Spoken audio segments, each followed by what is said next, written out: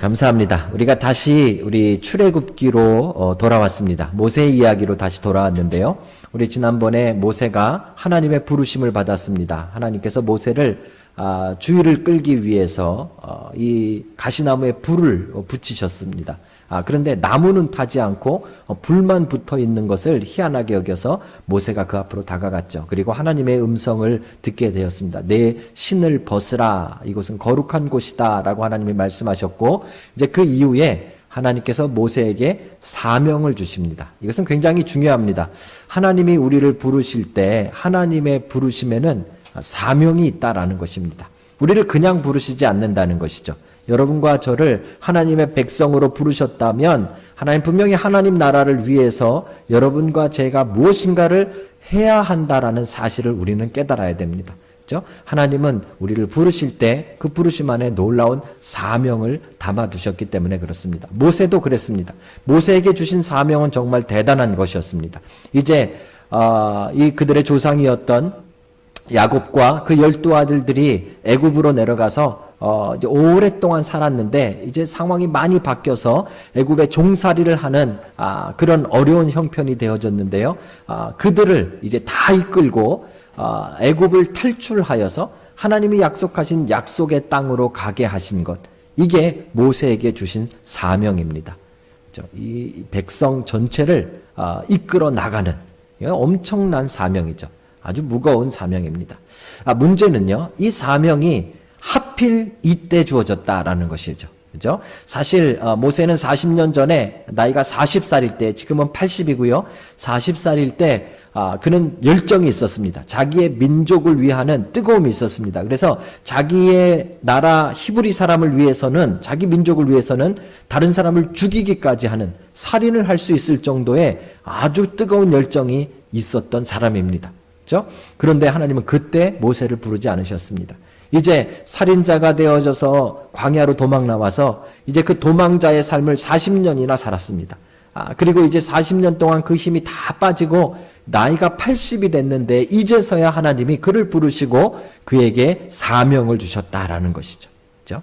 그러니 옛날 같았으면 모세가 그 사명을 듣자마자 바로 응답했을 텐데 지금 모세는 자신이 없었습니다.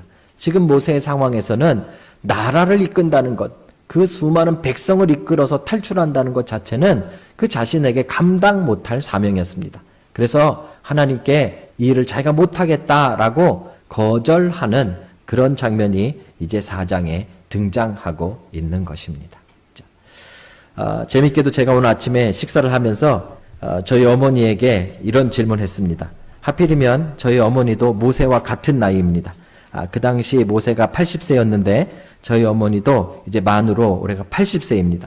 그래서 저희 어머니에게 제가 질문을 했습니다. 혹시 어머니가 이 나라를 새롭게 바꿀 수 있는 그런 사명이 주어졌다면 한국에 가셔서 뭐 총선이나 대선이나 이런 데 출마하시겠습니까? 그랬더니 놀랍게도 저희 어머니는 당연히 가야지. 사명이라면 가야지 라고 말씀하시더라고요. 모세보다 믿음이 좋은 어머니를 저는 모시고 있습니다. 그런데 저희 어머니가 뭐라고 이야기하시는가 하면 자신은 없는데 사명이 분명하다면 가야지 이렇게 말했습니다. 사명이라면. 이 부분이 아주 중요합니다. 그죠? 이게 사명이라면 분명한 확신이 있으면, 증거가 있으면 하겠다는 것입니다. 대부분의 사람들이 다 이렇습니다.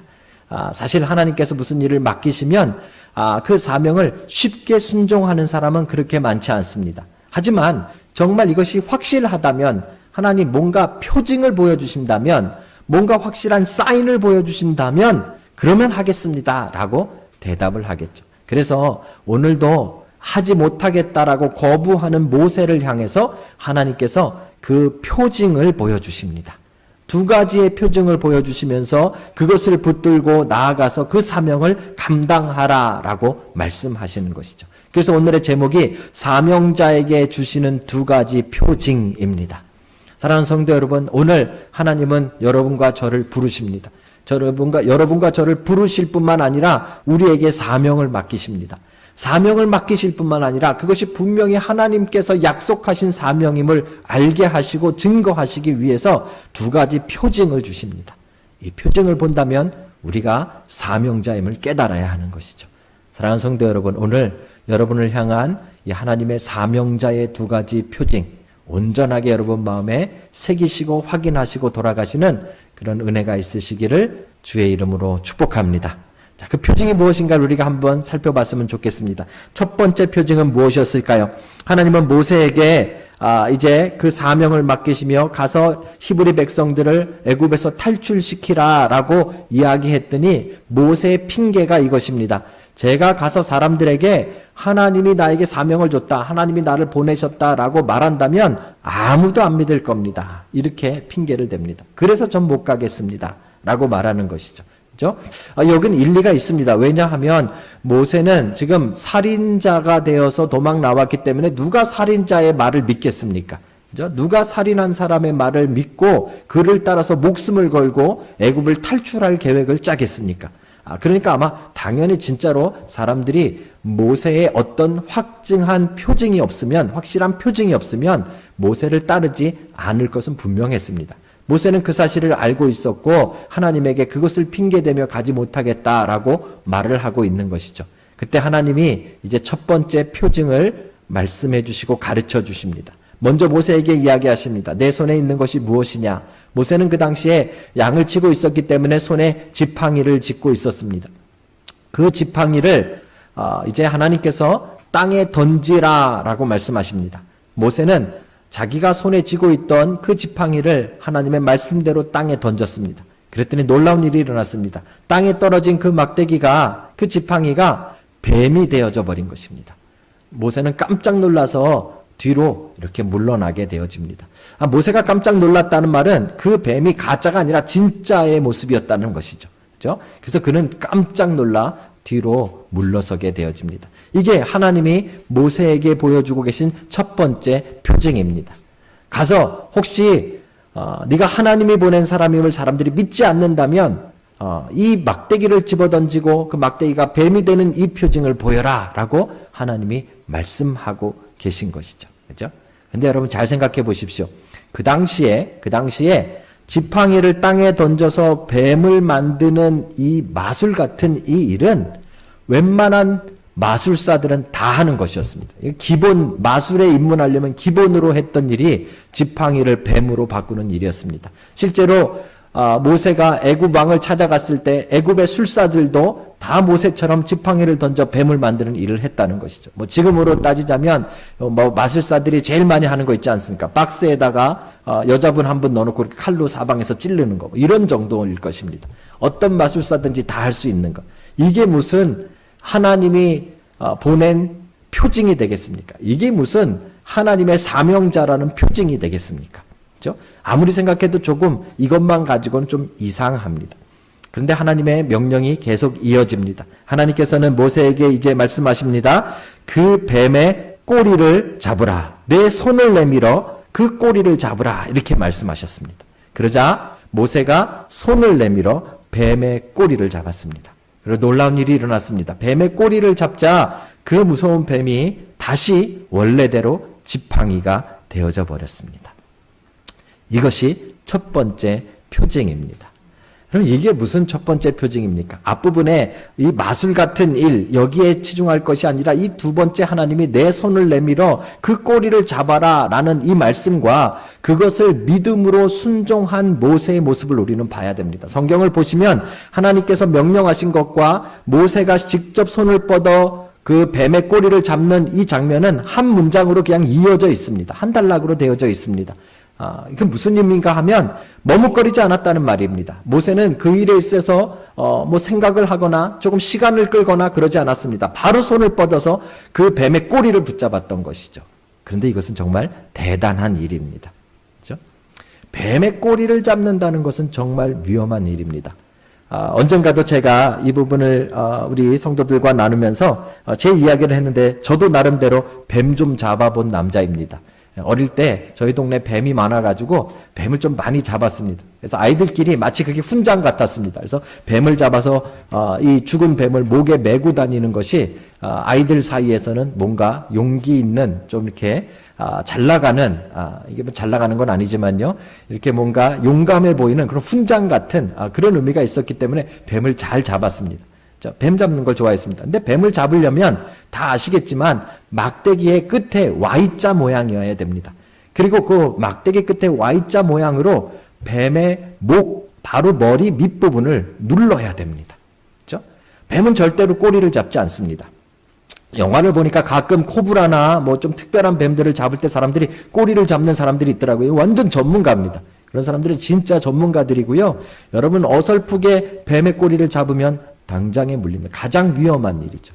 그런데 여러분 놀랍게도 하나님이 오늘 분명하게 명령하실 때 그 뱀을 잡으라 이렇게 안 하셨습니다. 그 뱀의 머리를 눌러라 이렇게 안 하셨습니다. 네 손을 뻗어 뱀의 꼬리를 잡으라 이렇게 말씀하신 것이죠. 엄청 위험한 일을 지금 시킨 것입니다. 그런데도 모세는 손을 뻗어 그 위험한 뱀의 꼬리를 잡았다는 것이죠. 믿음의 순종입니다. 무엇에 대한 순종입니까? 무엇을 하나님의 표징으로 보여준 것입니까? 하나님께서 사명자를 보호하신다는 하나님의 보호에 대한 표징인 것이죠. 그렇죠? 사랑하는 성도 여러분, 하나님의 사명을 가지고 살아가는 자들이라면 하나님의 보호하심을 맛볼 것입니다. 우리가 하나님의 사명을 따라 살아간다면 그 인생에 하나님이 지키신다는 것이 무엇인지를 경험하게 될 것입니다. 그렇죠? 그 위험 속에서 하나님이 어떻게 우리를 보호하시는가를 우리는 맛보게 되어질 것입니다.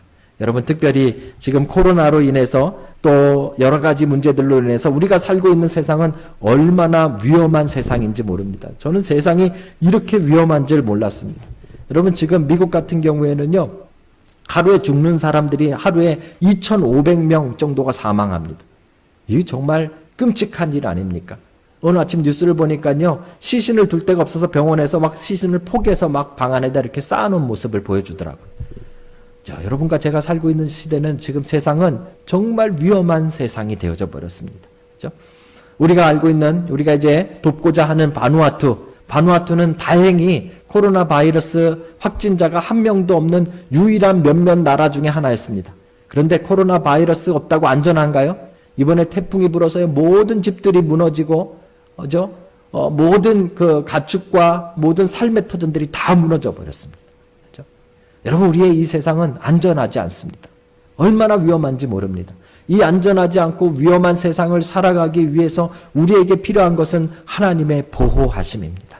그리고 하나님 오늘 분명하게 말씀하시기를 하나님의 사명자, 하나님의 사명을 가지고 이 땅을 살아가는 자들, 하나님 나라를 위해 이 땅을 살아가는 자들, 하나님을 위하여 이 땅을 살아가는 자들은 하나님의 보호하심이 분명하게 있을 것이라고 이야기하고 계신 것이죠. 여러분, 오늘 이 하나님의 말씀을 여러분과 저의 것으로 받는 은혜가 있으시길 주의 이름으로 축복합니다. 하나님은 우리를 지켜주실 것입니다. 우리가 하나님의 사명을 가지고 살아가는 여러분의 인생이 아니라 하나님을 위한 사명자의 인생을 살아간다면 하나님의 놀라우신 보호하심이 있을 것입니다. 모세는 오늘 그것을 경험했습니다. 그죠? 막대기가 뱀이 되는 건 별것 아닌 것 같은 그냥 맛을 놀랄 만한 일이었지만 더 중요한 것은 그 뱀이 된 그 뱀의 꼬리를 손을 뻗어 붙잡은 모세의 순종입니다. 그 사명자의 순종이 있을 때 그는 하나님의 보호하심이, 하나님의 지키심이, 하나님의 안정케 하심이 무엇인지를 경험하게 되어진 것이죠. 그것이 그가 사명자인 표징이 되어진 것입니다. 여러분, 여러분들이 사명자라면 여러분들을 보호하시는 하나님의 보호하심이 표징이 될 줄로 믿습니다. 그것을 믿고 오늘도 담대히 사시는 여러분 되시길 다시 한번 주의 이름으로 축복합니다. 자, 두 번째 표징이 나옵니다. 하나님이 또 다른 명령을 내리십니다. 이번엔 하나님께서 모세에게 내 손을 품에 넣으라 이렇게 말씀하십니다. 네 손을 품에 넣으라 하십니다. 모세는 그 말씀을 듣고 바로 자신의 손을 품에 넣었다가 떼어보니 그 손에 병에 걸린 것을 발견합니다. 오늘 성경은 나병이라는 표현을 썼습니다. 옛날에는 문둥병이라는 단어를 썼지만 이제는 더 이상 그 단어를 쓰지 않습니다. 그죠? 요즘 뭐 한센병이라는 말을 쓰기도 하고 나병이라는 말을 쓰기도 합니다. 이 나병이라는 이 질병은 구약에 등장하는 가장 대표적인 불치병 중에 하나입니다. 피부병으로서 이것은 전염이 된다고 생각이 되어져서 이 병에 걸린 사람들은 그 진중에 살지 않고 공동체 안에서 살지 않고 다 쫓겨나서 사는 삶을 살아야만 했습니다. 그래서 나병을 하나님 앞에 저주받은 질병이다. 성경은 그렇게 설명하고 있는 것이죠. 그죠? 그런데 그 병이 지금 모세의 손에 생기게 되어져 옮게 되어진 것입니다. 그죠? 이것이 뭐가 기적입니까? 이게 뭐가 표징입니까? 이 말씀도 우리는 끝까지 봐야 됩니다. 이것 자체는 표징이 아니겠죠. 뭐 병에 걸리는 게 뭐가 표징이겠습니까? 그 다음에 하나님의 명령이 중요합니다. 다시 그 손을 너의 품에 넣으라 하십니다. 근데 이게 쉬운 일이었을까? 아마도 그 당시의 사람들의 생각으론 이게 그렇게 쉬운 일은 아니었을 것입니다. 왜냐하면 손에 나병이 있다면 이것을 품에 넣을 만한 넣으려면 용기가 필요한 것이죠. 왜냐하면 자기의 다른 몸에까지 이것이 옮을 수도 있기 때문에 그렇습니다. 그런데 모세는 그 명령을 듣고 바로 병든 자신의 손을 자신의 품 안에 넣었다가 빼게 되어집니다. 그러자 놀라운 일이 일어났습니다. 원래의 살로 돌아왔더라. 성경은 그렇게 기록하고 있는 것이죠. 이건 도대체 무슨 표징입니까? 이것은 무슨 표징입니까? 하나님의 치유하심이 사명자의 두 번째 표징이다라고 우리에게 말씀하고 계신 것입니다. 사랑하는 성도 여러분, 우리가 하나님의 사명을 가지고 이 땅을 살아간다면 하나님의 치유하심이 나타날 것입니다. 우리가 하나님의 사명을 가지고 이 땅을 열심히 살아간다면 우리 안에 하나님의 치유하심, 회복하심을 맛보는 기적들이 날마다 일어날 것입니다. 그것을 믿고 살아가는 여러분과 제가 되기를 주의 이름으로 축복합니다. 이렇게 제가 말씀을 준비해서 여러분들에게 이 두 가지 표징, 하나님의 보호하심, 하나님의 치유하심, 이 말씀을 선포하려고 준비했는데요. 제 마음속에 한쪽에 솔직하게 이 말씀을 나누려니까 늘 걸리는 부분이 있는 거예요. 요즘 우리의 상황을 보면 알죠. 그죠? 코로나가 이렇게 퍼져 있고 전염병이 이렇게 무섭게 퍼져 있을 때 정말 사명을 가진 사람들은 하나님이 치유하시는가? 믿는 사람들은 난 믿습니다 하면 그 사람들은 정말 병에 걸리지 않고 낫는가? 여러분은 어떻게 생각하십니까? 우리는 이 말씀을 도대체 지금 이 상황 속에서 어떻게 우리 삶에 적용해야 할까요? 실제로 그렇지 않음에도 불구하고 그럴 것이다 라는 소망만 가지고 살아가는 것이 맞을까요? 제가 몇몇 가지 사례를 적었습니다. 지난 2월에 미국 뉴올리언스에 있는 스팔딘이라는 목사님에 대한 이야기입니다. 그 목사님이 이렇게 길거리에서 뜨겁게 설교를 했습니다. 한 축제에 가서 그 축제가 열리는 그 상황 속에서도 길에서 그 사람은 이렇게 외쳤습니다. 하나님을 믿으면 면역력이 생긴다. 스팔딘 목사님이 그렇게 외쳤습니다. 그런데 놀랍게도 그가 그 축제에서 코로나 바이러스에 감염돼서 양성 판정을 받았고요. 그리고 얼마 후에 버지니아주 최초의 사망자가 되었습니다. 사명자인데 그가 외치기를 하나님을 믿으면 면역력이 생긴다 이렇게 외쳤는데 그 목사님은 왜 코로나로 사망하게 됐다는 것입니까? 우리는 이런 상황들 앞에서 어떻게 우리가 하나님 앞에 이 말씀을 적용할 것인가? 사명자는 분명히 하나님의 치유가 그 표징이라고 했는데 이 말씀을 우리는 어떻게 정말 내 삶에 받아들이고 적용해야 될 것인가를 우리는 깊게 생각해야 됩니다. 또 다른 사례가 있었습니다. 제럴드 글렌이라는 목사님입니다. 이분도 미국 목사님입니다. 이 목사님의 이 설교는 더 감동적이었습니다. 이분은 이렇게 말했습니다. 나는 이 무서운 바이러스보다 하나님이 더 크고 위대하시다고 믿는다. 사실 아닙니까? 믿음 아닙니까? 얼마나 대단한 신앙 고백입니까? 나는 이 무서운 바이러스보다 하나님이 더 크고 위대하시다고 믿는다. 그런데 이분도 코로나에 감염되어져서 지난 11일에 코로나 바이러스로 결국 돌아가셨습니다. 그렇죠? 여러분 어떻게 오늘 모세에게 보여주신 이 두 번째 표징, 첫 번째 표징도 마찬가지죠. 하나님이 어떻게 보호하시고 어떻게 치유하시는가를 여러분 우리는 어떻게 받아들여야 하겠습니까? 이 말씀을 묵상하며 우리는 어떻게 우리의 삶에 이것을 적용해야만 하겠습니까? 한 가지 분명한 것은 이것이 단순하게 무조건 믿으면 안 걸린다 라는 막무가내식 믿음, 막무가내식 신앙, 막무가내식 치유하고는 뭔가 다른 것이라는 것을 우리는 조금 깨달아야 되는 것이죠. 그렇죠? 가끔 우리는 자기 확신에 빠져서 이렇게 말하면 결국 걸리지 않을 것이다. 그게 믿음이라고 착각할 때가 많이 있다라는 것입니다. 그런데 오늘 하나님이 말씀하신 이 표징들은 그것하고는 조금 다르구나라는 것을 우리는 생각해야 되는 것이죠. 내가 사명자니까 나는 절대로 다치지 않을 것이다. 나는 사명자니까 절대로 난 죽지 않는다. 나는 사명자니까 절대로 병 걸리지 않고 나는 다 나을 것이다 라고 생각하는 것은 오늘 말씀을 바르게 적용하는 것만은 아니라는 것을 우리는 다시 한번 묵상하게 되어집니다. 그렇다면 도대체 오늘 말씀을 우리는 어떻게 받아들여야 될까요? 중요한 단어가 하나 등장합니다. 표징이라는 단어입니다. 지금 우리 이곳에서 자란 우리 젊은이들은 이 표징이라는 말 자체가 뭔지도 모를 그런 단어가 등장한 것이죠. 사인 이런 뜻인데요. 표징이라는 것이 도대체 무엇인가? 여러분 가지고 계신 성경에 보시면 8절인가요? 보시면 이렇게 나와 있습니다. 여호와께서 이르시되 만일 그들이 너를 믿지 아니하며 그 처음 표적의 표징을 받지 아니하여도 나중 표적의 표징은 믿으리라. 그리고 그 표징이라는 단어에 보시면 풋노트가 달려 있고요. 밑에 내려가 보시면 뭐라고 되어 있는가 하면 소리라는 단어가 있습니다. 히브리 말로. 그죠? 여기서 말하는 표징이라는 것은 소리를 말한다는 것이죠. 하나님께서 보호하시는 그 기적을 보여주셨는데 그 기적의 소리를 들을 것이다 하는 것이죠. 그죠? 또 그 기적의 두 번째도 그 병이 낫는 치유의 기적의 소리를 들을 것이다. 이렇게 말하는 것이죠. 왜 이렇게 표현해 놨을까요?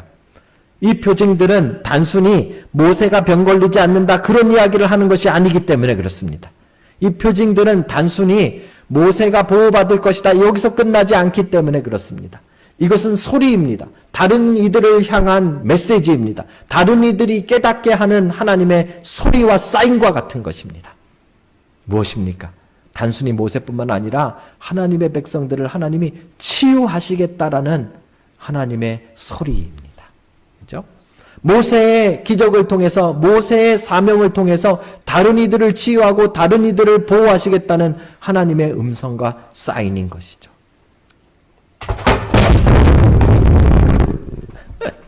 사랑하는 성도 여러분, 오늘 모세는 분명히 이 사명을 가지고 이 두 가지 표징을 가지고 사람들에게 찾아갔습니다. 그리고 그 사람들에게 이 두 가지 표징을 보여주고 있습니다. 그리고 사람들이 이 표징을 보고 무엇인가 소리를 듣게 하고 있습니다. 그 소리가 무엇입니까? 하나님께서 그 위험 가운데서 너희들을 건질 것이라는 소리입니다. 그렇죠? 하나님께서 너희들을 치유하실 것이다 라는 하나님의 치유에 대한 메시지입니다. 그렇죠? 이것이 사명자가 가지고 있는 두 가지의 표징이었다는 것이죠. 사랑하는 성도 여러분, 만약에 그렇다면 이제 제 마음에 제일 와닿는 구절이 무엇인가 하면 그 병든 손을 모세가 자기의 품에 품는 장면입니다. 그렇죠? 이것이 표징이라는 것이죠. 병든 손을 자기의 품에 품었을 때 하나님께서 치유의 역사를 일으키셨다라는 것입니다. 제가 미국에서 돌아가신 목사님들만 제가 예로 들었는데 그 말고도 지금 놀라운 일들이 벌어지고 있습니다. 목사님들이 돌아가신 분들이 있다 그래가지고 많은 사람들이 하나님을 떠나고 있을까요? 그렇지 않습니다. 여러분, 어떤 나라에서는요, 지금 많은 기독교인들이 길거리에 나와서 자기 집 앞에서 그 길거리에서 무릎을 꿇고 하나님 앞에 회개하며 기도하기 시작했습니다. 많은 그리스도인들이 자신들의 처소에서 다 무릎을 꿇고 회개하며 하나님 앞에 부르짖기 시작했습니다. 우리를 치유하여 달라고, 우리를 회복하여 달라고 기도하는 기도 운동들이 여기저기서 일어나고 있습니다.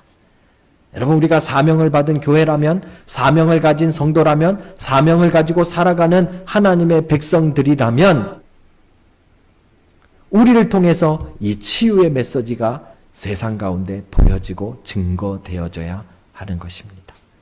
저는 이 기도의 운동들, 이 치유를 위해 하나님 앞에 회개하는 회개 운동들을 너무 긍정적이라고 생각합니다. 어쩌면 지금 사명을 가진 여러분과 제가 이 말씀을 적용하기에 가장 중요한 핵심이 바로 거기에 있다라고 봅니다. 마치 모세가 병든 손을 자기의 품에 품었던 것처럼 오늘 병든 세상을 우리의 품에 품고 기도하는 모세 같은 사명자들이 이 땅 가운데 많이 있어야 한다라는 것이죠. 사랑하는 성도 여러분, 여러분과 저는 하나님께서 부르셨고요. 부르셨다면 우리는 하나님의 사명자로 이 땅을 살아가는 것입니다. 여러분이 또 제가 하나님의 사명자라는 표징은 무엇입니까? 오늘날 병들어가고 있고 아파하고 있고 슬퍼하고 있는 이 세상을 우리의 품에 품고 기도하는 자라면 그가 바로 하나님의 부르심을 입은 사명자일 것입니다. 저는 오늘 여러분들이 그 사명자가 다 되시기를 주의 이름으로 축복합니다. 여러분들이 어느 곳에 있든지 간에 여러분의 상황과 처지를 보십시오. 지금 기도하지 않는다면, 지금 하나님 앞에 엎드리지 않는다면, 지금 병든 세상을 우리의 품에 품지 않는다면, 지금 그 아파하는 세상을 품고 기도하지 않는다면 우리는 정녕 하나님의 사명을 깨닫지 못하는 자로 이 땅을 살아가고 있는 것일 것입니다. 모세에게 주신 두 가지의 표징은 단순히 모세가 안전하고 모세가 치유받을 것이라는 이기적인 이야기로 끝나는 표징들이 아님을 우리는 기억해야 할 것입니다. 그리고 이것을 가지고 단순히 나는 병에 걸리지 않을 것이다, 나는 코로나에 안 걸린다 라는 믿음을 가지고 살아가야 되는 것이 아니라 오히려 이 병든 세상을 향해서 사명자로서 그 세상을 우리의 가슴에 품고 기도하며 우리를 통해서 하나님이 치유의 역사들을 이 세상 가운데 보여주시기를 간구하는 마음으로 이 땅을 살아가야 할 것입니다. 그것이 오늘 말씀을 온전하게 우리의 마음에 품는 방법입니다. 사랑하는 성도 여러분, 세상을 품으십시오. 세상은 아파하고 있습니다. 세상을 품으십시오. 세상은 병들어 가고 있습니다. 세상을 품으십시오. 세상은 위험 속에 있습니다. 사명자가 그것을 끌어안고 하나님 앞에 기도하지 않으면 세상은 하나님의 보호하심과 하나님의 치유하심을 보지 못할 것입니다. 오늘 여러분들에게 주신 이 분명한 사명의 메시지들을 여러분 기억하시고 여러분들이 모세가 되어서 그 있는 곳곳에서 세상을 품고 병든 세상을 가슴에 품고 하나님 앞에 부르짖는 믿음의 사람들이 다 되시기를 주의 이름으로 축복합니다.